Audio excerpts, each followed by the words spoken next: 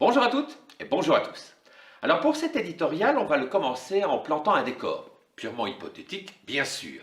Imaginez que vous soyez dans une situation où vous êtes obligé d'attendre, que vous êtes à l'intérieur, vous ne pouvez pas sortir et vous êtes bloqué avec quelques personnes, mais toujours les mêmes. Et surtout, on ne vous dit pas quand tout ça va s'arrêter. Un petit air de déjà-vu? Peut-être même que vous avez subi vous-même les effets néfastes de ce genre de choses, oui? Eh bien, dans ce cas, c'est que vous avez été victime du tristement célèbre syndrome de la salle d'attente. Eh bien, nous allons voir ça ensemble et surtout, on va voir quelles solutions on peut apporter à cette situation. Bonjour.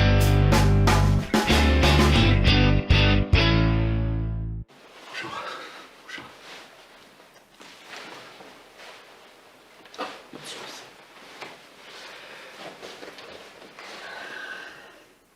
Ah, vous n'avez pas de réseau non plus, non? Hein? Bon. Excusez-moi, ça fait longtemps que vous attendez là? 2 heures? Ah oui, ah quand même, 2 heures. Oui, bah oui, hein, sur les sans rendez-vous, c'est... Oui, on sait pas, hein, c'est... Ouais.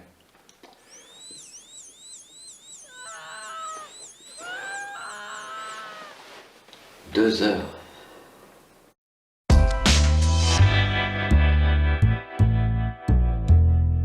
2 heures. C'est long, hein, 2 heures, quand on n'a rien de concret à faire. Alors, imaginez si ça dure des mois. Et là, quel que soit votre âge ou quelle que soit votre culture, les conséquences sont toujours les mêmes. Alors, les principales, c'est que vous allez peut-être avoir une perte progressive de la volonté, ou bien une angoisse qui va naître parce que vous n'arrivez plus justement à vous projeter dans le futur, ou bien un grand sentiment qu'on pourrait résumer par à quoi bon? Et malheureusement, pour les plus sensibles d'entre nous, ça peut mener à la dépression profonde, voire même le suicide. Et donc, la réaction logique que l'on va avoir dans ce type de situation, c'est de se dire « Bon ben, je vais attendre alors, j'ai rien d'autre à faire de toute façon. Et puis, j'espère des jours meilleurs. » Oui, ben voilà, ben alors c'est justement là que se trouve le problème. Parce que l'espoir, c'est un peu comme un antidouleur quand vous avez une rage de dents. Vous ne sentez plus la douleur, mais vous n'avez rien réglé du tout. Et le gros problème, c'est quand le cachet va arrêter de faire ses effets. Et là, la douleur va revenir. Pire encore, évidemment. Donc, clairement, l'espoir n'est pas une stratégie. Ne l'est jamais d'ailleurs.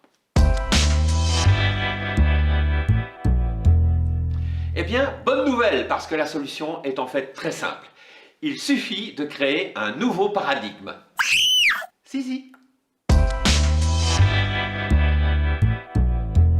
Bon, plus sérieusement, ça veut dire quoi changer de paradigme? Eh bien, en fait, ça veut dire, c'est redonner la bonne définition au mot patience.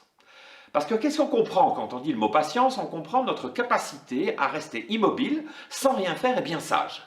Non, ça c'est pas de la patience, hein, définitivement. La patience, c'est quoi? La patience, c'est qu'allez-vous faire du temps qui vous est maintenant imparti pour vous préparer quand le moment sera venu de passer à l'action. Ça, c'est de la vraie patience. Alors, je vous donne quelques exemples. Ça serait par exemple le moment de mettre en place votre projet pour devenir indépendant, faire un business plan, rénover votre maison, faire du sport, apprendre une langue étrangère, que sais-je. Mais en tout cas, c'est de profiter de ce temps-là pour vous préparer à agir quand le moment sera venu. Enfin, bref, c'est de retrouver une attitude constructive en ayant des objectifs concrets.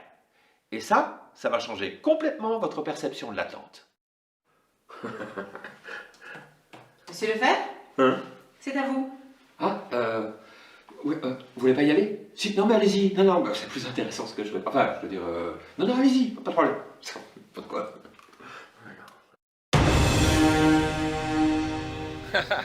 Là, je dois être honnête avec vous. C'est vrai que la théorie est très simple. Mais dans la pratique, on constate que certaines personnes peuvent avoir des difficultés justement à identifier quels sont ces projets sur lesquels se préparer et travailler. Alors là, je vais vous donner 2 trucs. C'est très simple, mais c'est très efficace. Le premier, ne faites pas ça seul. Trouvez un binôme, parce qu'à 2, c'est toujours plus facile, ça crée une émulation. Faire du sport à 2, c'est toujours plus facile que tout seul. La deuxième chose, et c'est très important, n'oubliez pas de fêter tous vos progrès, parce que du coup, vous passez de solution en solution, et non plus de problème en problème. Et ça, mon petit doigt me dit qu'on va probablement en reparler bientôt. Donc vous l'avez compris, la solution, elle ne viendra pas de l'extérieur. La solution, définitivement, c'est vous. Donc investissez dans votre propre bonheur. La seule personne qui doit vraiment croire en vous, c'est vous-même. Alors offrez-vous ça.